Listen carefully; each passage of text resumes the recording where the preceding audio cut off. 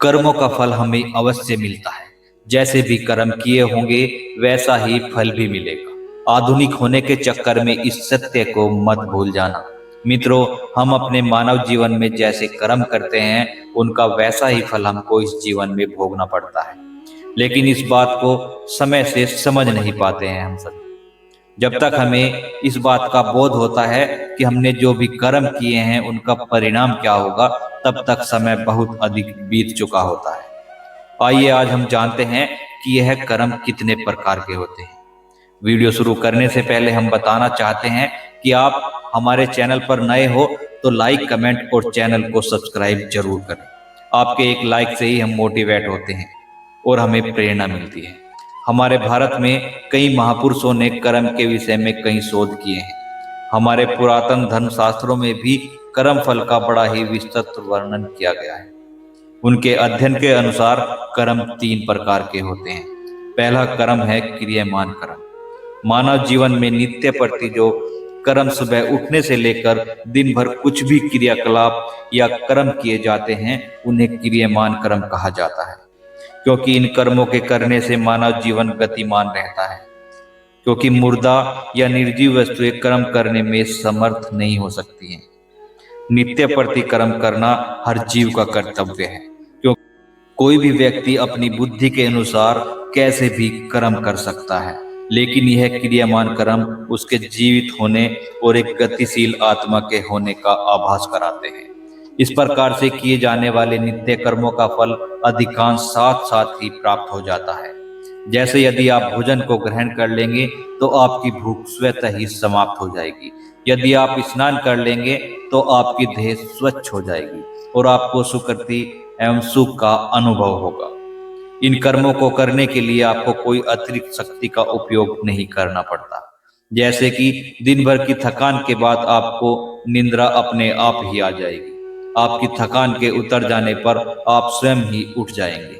किंतु यदि आप आलस्य को धारण कर लेंगे तो आपका यह कर्म आपके जीवन की गति से दूर ले जाएगा।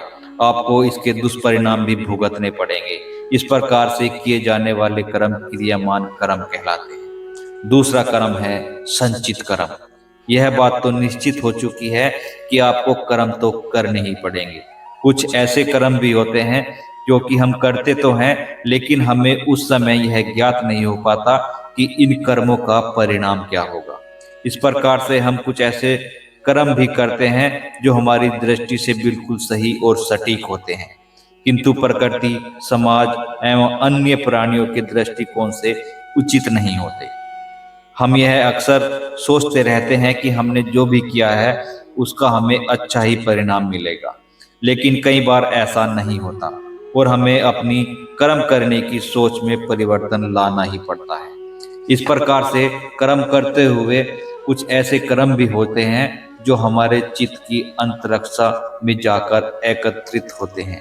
साथ ही उन कर्मों का फल भी चित्त में ही विद्यमान हो जाता है। जब तक हमें अपने इन कर्मों का फल प्राप्त नहीं हो जाता तब तक वह कर्म हमारी चित्त में ही समाहित रहते हैं। इस प्रकार के कर्मों को संचित कर्म अर्थात संचय कर रखे गए कर्म कहा जाता है।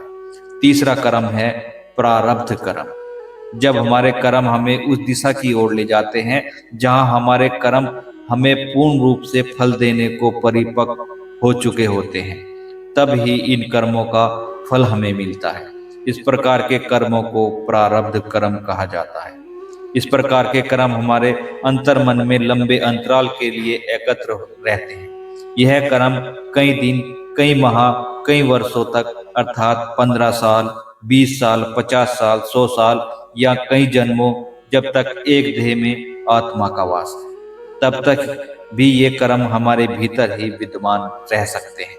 इन कर्मों में अच्छे एवं बुरे दोनों ही प्रकार के कर्मों का समूह होता है।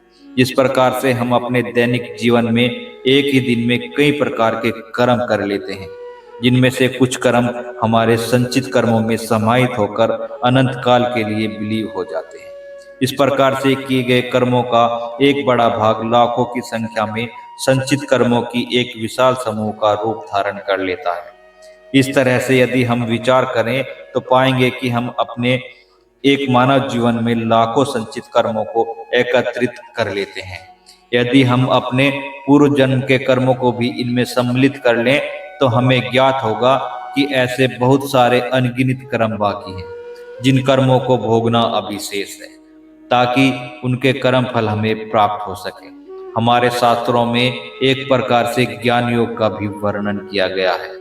जैसे ही मनुष्य साधना शैली के द्वारा इस ज्ञान योग को सिद्ध कर लेता है, उसी समय उसके जीवन में से प्रारब्ध कर्म समाप्त हो जाते हैं और ऐसा आभास होता है कि वर्षों तक अंधकार कैद रहने के बाद एक प्रकाश में दीपक की रोशनी के बाद जीवन जगमगा सा गया हो। ऐसे कर्मों को आध्यात्मिक व्याकरण भाषा में प्रारब्ध कर्म ही कहा जाता है। मित्रों, अपने इस वीडियो के द्वारा हमने आपके सामने कर्म फल के सिद्धांत एवं कर्मों के प्रकार के विषय में कुछ जानकारी प्रस्तुत की है। भगवान श्री कृष्ण ने ही श्रीमद् भागवत गीता में कहा है कि हे मनुष्य, तू फल की चिंता मत कर, कर्म किए जा, तुझे तेरे किए कर्मों का फल अवश्य ही प्राप्त होगा। यदि आप भी इस विषय में अपने विचार देना चाहते हैं तो कमेंट बॉक्स में अवश्य लिखें। आपको वीडियो अच्छा लगा होगा और आप हमारे चैनल पर नए हो तो लाइक, कमेंट और चैनल को सब्सक्राइब जरूर